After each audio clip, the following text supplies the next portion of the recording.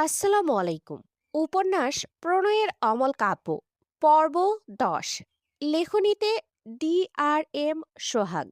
উপন্যাস পাঠে আমি কানিজ। বউ বলে মানো না, তাহলে এসব কি? ইরফান ব্রুকুসকে বলে, কোন সব? তারেক নেওয়া ছেলের ওপর চরম বিরক্ত। ফোঁস করে শ্বাস ফেলে ইরফানের দিকে তাকিয়ে প্রশ্ন করে, তুমি মায়রাকে মেনে নিয়েছো? ইরফান গম্ভীর গলায় বিরক্তি মাখা কণ্ঠে বলে, আমি কোনো বাচ্চাকে আমার আশেপাশে দেখতে চাই না। তারেক নেওয়াজ রেগে যায় ইরফানের কথায়। কয়েক পা এপাশ ওপাশ করে ইরফানের দিকে খানিকটা এগিয়ে এসে ধমকে বলে, তোমাকে আমি ভালো ভেবেছিলাম। তুমি এসব কি করছো? মেয়েটাকে ইউজ করে দুদিন পর ডিভোর্স দিয়ে দিবে? ইরফান রেগে বলে, এখানে ডিভোর্সের কথা আসছে কোথা থেকে? তো আসবে না। তুমি তো মানছো না তাকে। রাতভর বাচ্চা মেয়েটাকে এভাবে ইউজ করতে একটুও বাধল না তোমার? ইরফান অদ্ভুতভাবে তার বাবার দিকে চেয়ে আছে। কিসের ইউজ করার কথা বলছে? তাকে কি চরিত্রহীন ভাবছে কোনোভাবে? রেগে বলে, মাঝরাতে এসে ভুলভাল পদবি দিয়ে আমাকে রাগিয়ে দিও না বাবা। ঘুমাতে যাও। তারেক নেওয়া ছেলের কথায় বিস্ময় নিয়ে তাকালো। এই ছেলে তলে তলে সব করে এমন ভাব করছে যেন ভাজা মাছ উল্টে খেতে জানে না। আমি ভুলভাল পদবি দিচ্ছি? সব তো নিজের চোখেই দেখলাম। ইরফান কপালে দু আঙুলের সাহায্যে কয়েকবার স্লাইড করে এরপর চোখ তুলে বাবার দিকে তাকিয়ে ভ্রুকুসকে বলে, কি দেখলে? তারেক নেওয়া ছেলের কথায় থম্মত খেয়ে তাকায়। রেগে বলে, যা দেখালে তাই দেখলাম। ইরফান নিজের দিকে একবার তাকায়। উদাম শরীর, পরনে ট্রাউজার। বিরক্ত হয়ে বাবার দিকে তাকিয়ে বলল, শার্টলেস প্রথমবার দেখছো এমন তো নয়। তারেক নেওয়াজ রেগে বলল, আমি মায়রার কথা বলছি। ইরফান হাত মুষ্টিবদ্ধ করে ফোঁস করে শ্বাস ফেলে। বাবার দিকে তাকিয়ে রেগে বলল, ওই স্টুপিটের নাম জপতে ইচ্ছে করলে প্লিজ নিজের ঘরে গিয়ে জপো। তারেক নেওয়াজ দ্বিগুণ রেগে বলল, তোমাকে আমার ছেলে ভাবতেই অবাক লাগছে। ভুলেও ডিভোর্সের কথা ভেবো না। মায়েরা যদি দিন দিন বড় না হয়ে আরো ছোট হয়ে যায়, তবুও ওর সাথেই তোমাকে থাকতে হবে, মাথায় রেখো। কথাটা বলে বিরক্ত হয়ে উল্টো ঘুরে চলে যায়। বিড়বিড় করে, অসভ্য ছেলে। ইরফান রেগে ঠাস করে ঘরের দরজা আটকে দেয়। রাগে শরীর রিরি করছে। কোমরে হাত দিয়ে বারবার এপাশ ওপাশ করে হাঁটতে লাগলো। ইচ্ছে করছে মেয়েটার দু গালে ঠাটিয়ে দুটো থাপ্পড় মারতে। ইরফানের এক ঘর পর জাহারা আর তার মা থাকে। ইরফানের ঘরে এত শব্দ। মায়েরা চিৎকার শুনে জাহারা জাগা পেয়ে গিয়েছিল। জাহারার মা জাগা পায়নি। তিনি ঘুমের ওষুধ খেয়ে ঘুমান। কিন্তু জাহারা জাগা পেয়ে ঘরের দরজা খুললে মায়েরাকে ইরফানের ঘর থেকে বেরোতে দেখে। বেশ কিছুক্ষণ দাঁড়িয়ে রয় সেখানে। ইরফানের বাবা চলে যায়। ইরফান দরজা লাগিয়ে দেয়। জাহারা দরজার আড়ালে চুপ করে থম মেরে দাঁড়িয়ে থাকে। কখন যে চোখ থেকে পানি গড়িয়ে পড়েছে মেয়েটা বুঝতেই পারল না। ধীরে ধীরে ঘরের ভেতর গিয়ে দরজা লাগিয়ে দেয়। এরপর দরজা ঘেঁষে সেখানে হাঁটু মুড়ে বসে পড়ে। হাঁটুতে মাথা ঠেকিয়ে ফুপিয়ে ওঠে। তার মনে পড়ে, সে যখন ক্লাস 10-এর টেস্টে ফেল করেছিল তখন তার মা ভাই অনেক বকেছিল। তার খালা তাকে এই বাড়িতে এনে পরীক্ষার আগ পর্যন্ত এখানে রেখে দিয়েছিল। তাকে নিয়ম করে ইরফান ভাই পড়াতো। কি সুন্দর পড়ায় ইরফান ভাই। যাহারা ইরফানের পড়ানোয় মুগ্ধ হতো। ইরফান ভাই মাঝে মাঝে কাজের চাপে না পড়ালে যাহারা সেদিন ভালো যেত না। কি করে যাবে? যাহারা তো পুরো 1 ঘন্টার বেশি পড়ার পাশাপাশি ইরফান ভাইকে মুগ্ধ হয়ে দেখত। কাজ শেষে যখন ইরফান ভাই বলতো তার ঘরে যেতে পড়াবে বলে, তখন যাহারা নাচতে নাচতে হাজির হয়ে যেত। ইরফান ভাই প্রাইভেট পড়াতো না। খালার কথায় তাকে দেখিয়ে দিতে রাজি হয়েছিল। সেই যে যাহারা ছোট্ট দুনিয়ায় হঠাৎ ইরফান ভাই নামক এক বসন্ত এসে হাজির হলো। এরপর যাহারা এসএসসি দেয়, এইচএসসি। এরপর দিন রাত এক করে অ্যাডমিশনের জন্য পড়ছে ইরফান ভাইয়ের ভার্সিটিতে চান্স নেওয়ার জন্য। গত বছর সেই ভার্সিটিতে চান্স পেয়েও যায়। কিন্তু হঠাৎই তার গড়ে তোলা সব অনুভূতিতে এক ছোট একটা মেয়ে এসে থাবা বসালো। ইরফান ভাইকে কেড়ে নিল তার থেকে। জাহারার কাঁদতে কাঁদতে হেসকি উঠে গিয়েছে। মেয়েটা সমানে ফোপায়। বসা থেকে উঠে দৌড়ে ওয়াশরুমে গিয়ে দরজা আটকে দেয়। তার বড্ড কষ্ট হয় ইরফান ভাইয়ের পাশে অন্য কাউকে দেখলে। 3 বছর আগে যাকে মন দিয়ে বসে আছে, আজ হঠাৎ সে বউ নিয়ে সংসার করছে। যাহারা কি করে মানবে? ওয়াশরুমে বসে অনেকক্ষণ কাঁদল। এরপর চোখে মুখে পানি দিয়ে বাইরে বেরিয়ে আসে। মায়ের পাশে চুপচাপ শুয়ে পড়ে। চোখে ঘুম নেই। তার দম বন্ধ লাগছে। সারা রাত এপাশ ওপাশ করে কাটিয়ে দেয়। ফজরের আজান শুনে উঠে নামাজ পড়ে নেয়। এরপর আরো অনেকক্ষণ বসে বসে কাঁদে। জাহারার মা নামাজ শেষে ঘরের লাইট জ্বালিয়ে জাহারার দিকে তাকিয়ে আটকে ওঠেন। জাহারা বিছানার কোণায় চুপ করে বসে বসে নীরবে অশ্রু বিসর্জন দিচ্ছিল। সে তো কাঁদতে চায় না, কিন্তু কেন যে চোখ থেকে পানি গড়ায় এত? বারবার মনে পড়ছে ইরফান ভাই আর মায়রা রাতে এক ঘরে ছিল। জাহারার মা এগিয়ে এসে মেয়ের পাশে বসেন। জাহারা মায়ের দিকে তাকায় না। ভদ্রমহিলা জাহারার মাথায় হাত বুলিয়ে বলে, কাঁদছিস কেন মা?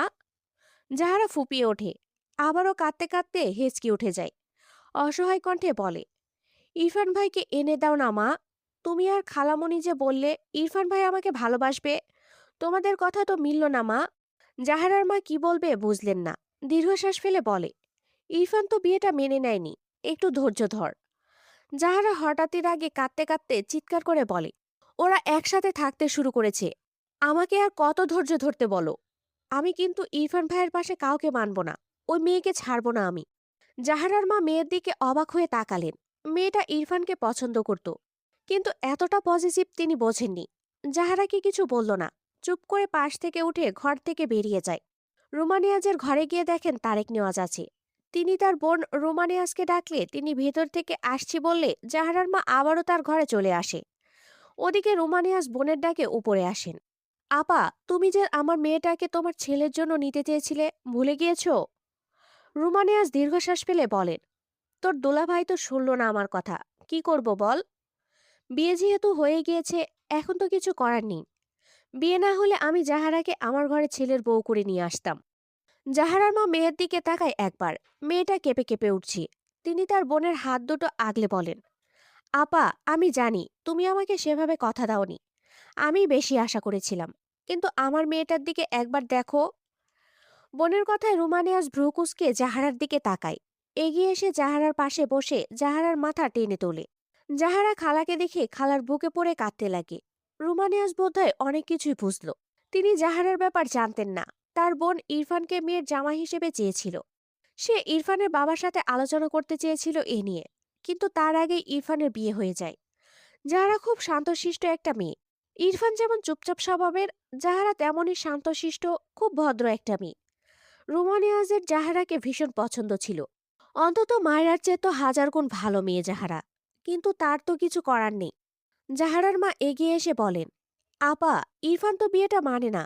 ওদের ডিভোর্স করিয়ে আমার মেয়েটার সাথে ইরফানকে বেঁধে দিলে হয় না আপা? রোমানিয়া জাহারার দিকে তাকালো। মেয়েটার মুখের অবস্থা করুণ। কাঁদতে কাঁদতে নাজেহাল অবস্থা করে ফেলেছে। হাত বাড়িয়ে জাহারার চোখের পানি মুছিয়ে দিয়ে বলেন, কান্না করিস না মা, আমি দেখছি, কান্না থামা। জাহারা তার খালামণিকে আঁকড়িয়ে শুধু ফোপায়, কিচ্ছু বলে না। ইরফান সকাল সকাল ঘর থেকে বেরিয়ে তার দরজার সামনে জাহারাকে দেখে ভ্রু কুঁচকে তাকায়। জাহারা হাতে এক মগ ব্ল্যাক কফি নিয়ে দাঁড়িয়ে আছে। দ্রুত ইরফানের দিকে এগিয়ে দিলে ইরফান নিয়ে নেয়। সে এটা নিতেই বেরোচ্ছিল। জাহারা থেকে কফির মগ নিয়ে উল্টে ঘুরেও আবার জাহারার দিকে তাকিয়ে বলে, ভার্সিটি যাস না কেন? জাহারা মাথা নিচু করে আনমনে বলল, তুমি এটা খেয়াল করেছো ইরফান ভাই? ইরফান শুনতে না পেয়ে ভ্রু কুঁচকে বলে, হোয়াট? জাহারা থম্মত খেয়ে বলে, না মানে, যাব। ইরফান আর কিছু না বলে ঘরের ভেতর চলে যায়। ইরফান, জাহারাকে তোমার সাথে নিয়ে যাও, একই ভার্সিটি তো। ইরফান ভার্সিটির উদ্দেশ্যে বের হচ্ছিল। মায়ের কথায় পা থেমে যায়। হাত ঘড়িতে একবার সময় দেখে এরপর গম্ভীর গলায় বলে, আমার কাজ আছে। জাহারা খাবার টেবিলে বসেছিল। ইরফানের কথা শুনে চোখের কোণে পানি জমে। খাওয়া থামিয়ে চুপ করে বসে থাকে। ইরফান কথাটা বলে ডাইনিং টেবিলে নজর পড়লে ভ্রু কুঁচকে তাকায়। কপাল জুড়ে বিরক্তির আভা ফুটে ওঠে। মায়েরা নুডলস কিছুটা বাচ্চাদের মতো করে মুখে নেয়। এরপর মুখের খাবার চিবোতে চিবোতে গালে হাত দিয়ে ইরফানের দিকে তাকায়। ইরফান তার দিকে তাকিয়ে আছে বলে মায়েরা দ্রুত চোখ সরিয়ে খাবার প্লেটে দৃষ্টি ফিরিয়ে আনে। এদিক ওদিক দৃষ্টি ঘুরিয়ে অসহায় মুখ করে থাকে। আবার কি তাকে থাপ্পড় দিবে নাকি? কথাটা ভাবতেই বাম হাত গালে চলে যায়। সে কিন্তু আর মার খাবে না। চোখ তোলে আর চোখে আবার তাকালো ইরফানের দিকে। ইরফানের অমন তীক্ষ্ণ দৃষ্টি দেখে চোখ নামিয়ে হাতের কাঁটা চামচের দিকে তাকিয়ে বিড়বিড় করে, ইচ্ছে তো করছে এই হুতুম পেঁচার চোখ কানা করে দিই। ইরফান মায়েরার দিকে তাকিয়ে বিড়বিড় করে, ইডিয়েট। এরপর গটগট পায়ে চলে যায়। ইরফান চলে গেলে মায়েরা স্বস্তির নিঃশ্বাস ফেলে। তার উল্টো পাশে বসা জাহারার দিকে তাকিয়ে হেসে বলে, আপু, তোমাকে নিয়ে যায়নি বলে মন খারাপ করো না, বাবাকে বললেই নিয়ে যাবে। জানোই তো এই লোকটা কেমন খাটাস। পিছন থেকে রোমানিয়াস গম্ভীর গলায় বলে, কে খাটাস? মায়েরা অসহায় মুখ করে তাকায়। তার শাশুড়ি কোথা থেকে চলে আসে। নিজের ছেলের নামে তো সত্য কথা নিতে পারে না। আমতা আমতা করে বলে, আমি। রোমানিয়াস মায়রার দিকে মনোযোগ দিল না। জাহারার পাশের চেয়ারে বসে বলে, নিজেকে একটু শক্ত কর মা। জাহারা মাথা নিচু করে থাকে। মায়রা ভ্রুকুসকে চেয়ে আছে জাহারার দিকে। মেয়েটার মন খারাপ মনে হয়, কিন্তু কেন? মায়রা মৃদু হেসে বলে, আপু, আমি আজ ইনায়া আপুর কলেজে যাব। বাবা বলেছে নিয়ে যাবে। তুমিও যাবে? তাহলে দেখবে মন ভালো হয়ে যাবে। জাহারার চোখে পানি টইটুম্বুর। সেভাবেই চোখ তুলে শক্ত চোখে মারার দিকে তাকায়। জাহারার দৃষ্টি দেখে মারা চুপসে যায়। ঢোক গিলে বলে, তুমি কি আমার ওপর কোনো কারণে রেগে আছো আপু? তাহলে সরি। জাহারা আধ খাওয়া খাবার রেখে উঠে দাঁড়ায়। কোনো দিকে না তাকিয়ে তার ঘরের দিকে যেতে থাকে। রোমানিয়াস পিছু ডাকে। খাবারটুকু শেষ করে যেতে বলে। জাহারা ঘরের দিকে যেতে যেতে ভাঙা গলায় বলে, খালামণি জোর করো না প্লিজ, ভালো লাগছে না। রোমানিয়াস দীর্ঘ শ্বাস ফেললেন। মায়রা কিছুই বুঝল না। বোকা চোখে শুধু দেখল। রোমানিয়াস মায়রার দিকে বেশ কিছুক্ষণ চেয়ে রইল। সবকিছু কেমন যেন খাপছাড়া লাগছে তার। ভাবনার মাঝে জাহারা রেডি হয়ে ব্যাগ হাতে নিচে নেমে আসে। রোমানিয়াস জাহারাকে দেখে এগিয়ে গিয়ে বলেন, জাহারা মা, এভাবে চলে যাচ্ছিস কেন? জাহিদ পিছনে দাঁড়িয়ে বলে, খালামণি দেখো তো এর কি হয়েছে। আমাকে টেনে আনলো, বলে ওকে এক্ষুনি বাসায় রেখে আসতে হবে। রোমানিয়া জাহারার মাথায় হাত বুলিয়ে বলল, এমন করিস না মা, কয়েকটা দিন থেকে যা। জাহারা বা হাতে চোখ মুছে ভাইয়ের হাত ধরে বলে, আমি আর এখানে থাকতে পারবো না খালামণি, জোর করো না। ইনায়া তার ঘর থেকে বেরিয়ে এসে জাহারাকে দেখে অবাক হয়ে বলে, আপু, তোমরা যে এবার 7 দিন থাকবে বললে, প্লিজ আপু থেকে যাও। জাহারা বিরক্ত হয়ে ইনায়ার দিকে তাকিয়ে বলে, আমাকে দিয়ে কি করবি? ভাবি তো পেয়ে গিয়েছিস, আমাকে দিয়ে কি এখন? ইনায়া অবাক হয়ে তাকালো জাহারার দিকে। জাহারা এভাবে কথা বলছে কেন? জাহিদ জাহারার মাথায় টোকা দিয়ে বলে, এভাবে কথা বলছিস কেন? ইনায়া তো ভালোবেসে বলছে। জাহারা কিছুই বলল না, একা একাই বেরিয়ে যেতে লাগলো। রুমানিয়া জোর করে জাহারার হাত থেকে ব্যাগ ছাড়িয়ে নিয়ে বলল, আমার কথা শুনবি না তুই? আমি তোর কেউ নই। জাহারা মাথা নিচু করে আছে, চোখের কোণে পানি। জাহিদ তার বোনের ব্যাপার বুঝল না। খালামণি যেহেতু একে আটকেছে, আজ আর যেতে হবে না। রোমানিয়া জাহারাকে নিয়ে তার ঘরের দিকে যায়। জাহিদ পাশ কাটিয়ে মায়রার পাশে চেয়ারে গিয়ে বসে বলে, হাই কিউটি পাই। মায়রা খাবার খাওয়া রেখে জাহারাদের কাহিনী দেখছিল।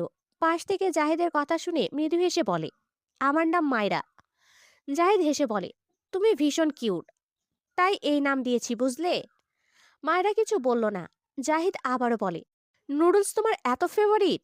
এতগুলো খেতে পারবে? মায়রা হেসে পড়ল, আমার সবই ফেভারিট, শুধু করলা একটু বেশি। জাহিদ অবাক হয়ে বলল, সিরিয়াসলি? করলা? ইয়াক। জাহিদের নাক সিটকানো মায়রার পছন্দ হলো না। তার এত স্বাদের খাবারটাই সবাই এমন করে কেন, ভাল লাগে না।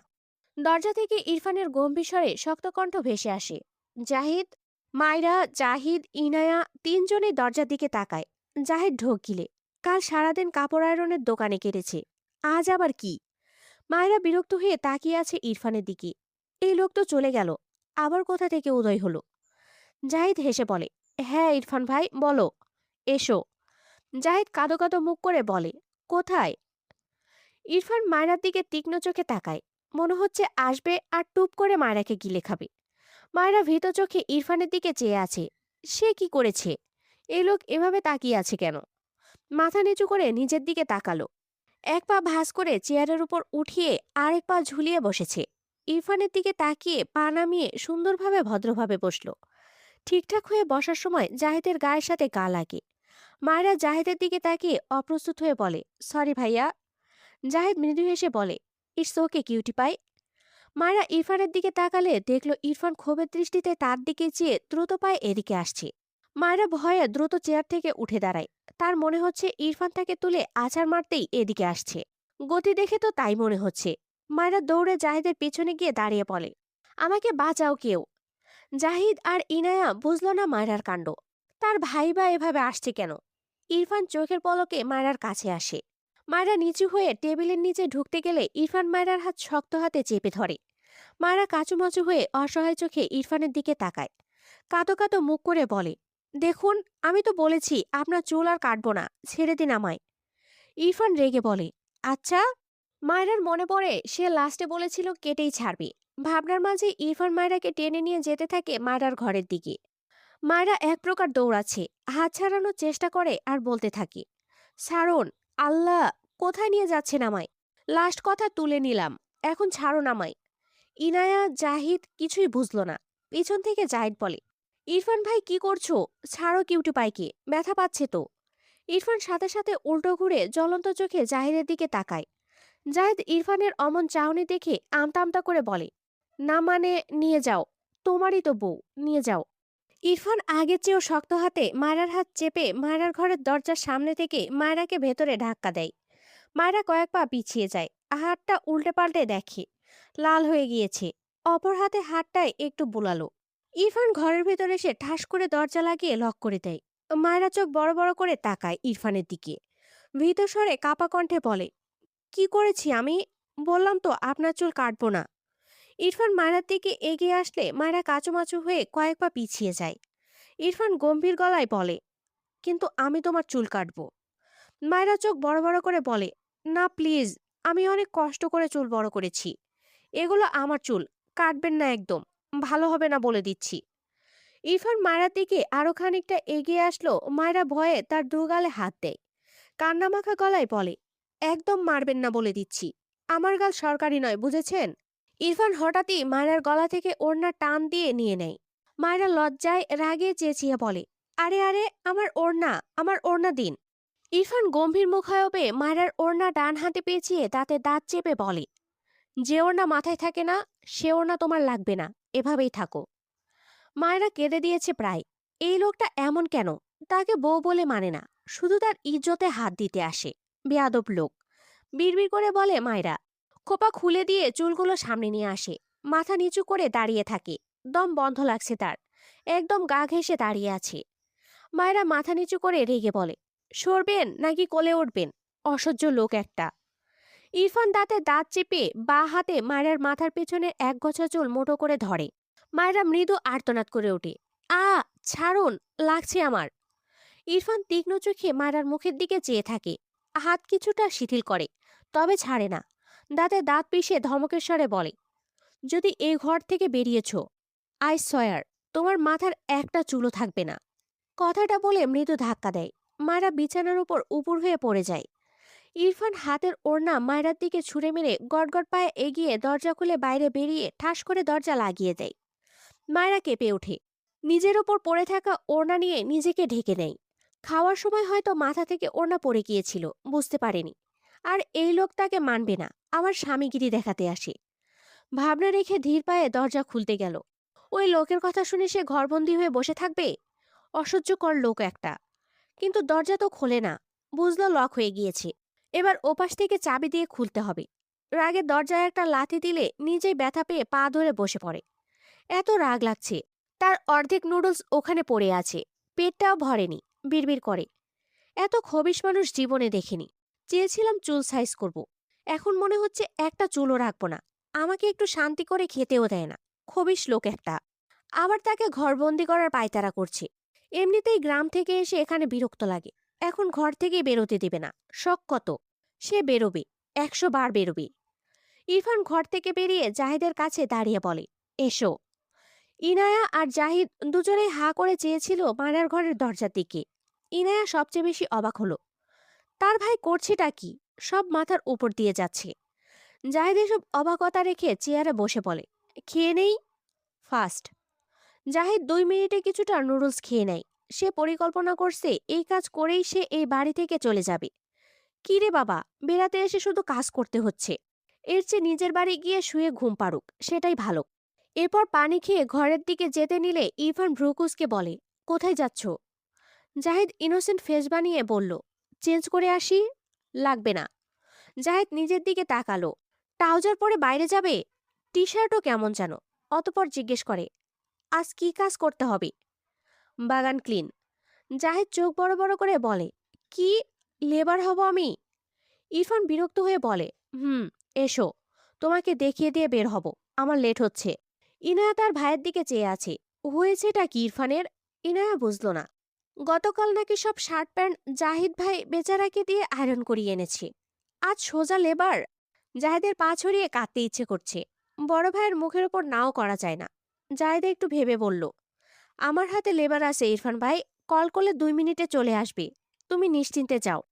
ইরফান জাহেদের হাত টেনে বাইরে যেতে যেতে বলল, তোমার হাতে বাগান ক্লিন করাতে ইচ্ছে করছে। ওরা কাজে ফাঁকি দেয়, তুমি দিবে না। জাহেদ মনে মনে সিদ্ধান্ত নিল, এই বাগান ক্লিন করে সে আর এই বাড়িতেই ঢুকবে না। ওদিক দিয়েই সোজা তার বাড়িতে চলে যাবে। এসব কি হচ্ছে তার সাথে? আমতা আমতা করে বলে, বলছি ইরফান ভাই, রহমত চাচা তো কাজে ফাঁকি দেয় না, তাকে দিয়ে করালে হয় না? ইরফান জাহিদের দিকে তাকিয়ে গম্ভীর গলায় বলে, তোমার হাতের ছোঁয়া আমার বাগানে থাকুক, আমি সেটাই চাইছি। গো। জাহিদ এত অদ্ভুতভাবে তাকালো ইরফানের দিকে, সে দৃষ্টির মানে এ দুনিয়ার কেউ বোধহয় বুঝবে না। দৃষ্টি ঘুরিয়ে নিজের হাত উঠিয়ে একবার দেখল, তার হাতে কি কোনোভাবে হীরা অথবা সোনা লেগে আছে। ইরফান উল্টো ঘুরে তার গাড়ির দিকে যেতে যেতে আবারও গম্ভীর গলায় বলে, ভুলেও কাজে ফাঁকি দিয়ে বাড়ির ভিতর যাওয়ার ট্রাই করো না। সব খবর থাকবে আমার কাছে। আমার কথার এদিক ওদিক হলে পানিশমেন্ট পাবে, নিজের বাড়িতে গিয়ে লুকিয়ে থাকলেও। জাহিদ সিদ্ধান্ত নিয়ে নিয়েছে, সে এই কাজ করে এভাবে ফকির কামলা যাই লাগুক, সে বেশে সোজা তার বাড়ি চলে যাবে, আর এখানে নয়। ইরফান ভাইয়ের কিছু হয়েছে যার শিকার সে হচ্ছে। আগে তো কখনো এমন করেনি। যাই হোক, জাহিদ বিড়বিড় করল, কাজ শেষে আর এক মুহূর্ত এখানে নয়। আমার বাড়ি আমারে সেথায় যাহিতে কয়, যেখানে কাজবিহীন শুধু আরাম বিরাম রয়। কাজের বিরহে কবিতা বলার বৃথা চেষ্টা করলো ছেলেটা। ইনায়া হাতে একটা ছোট্ট চিরকুট নিয়ে থম মেরে বসে আছে, বারবার ঢোক গিলছে। সে জানে এটা কে দিয়েছে। এই লোক হঠাৎ কোথা থেকে উদয় হলো? চিন্তায় তার মাথা ফেটে যাচ্ছে।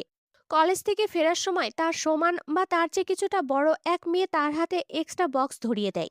ইনায়া তার রুমে এসে বক্স খুলে ভেতরে অনেকগুলো বিভিন্ন রকমের চকলেট পায়, সাথে একটা চিরকুট যেখানে লেখা, you are my little queen, I am back.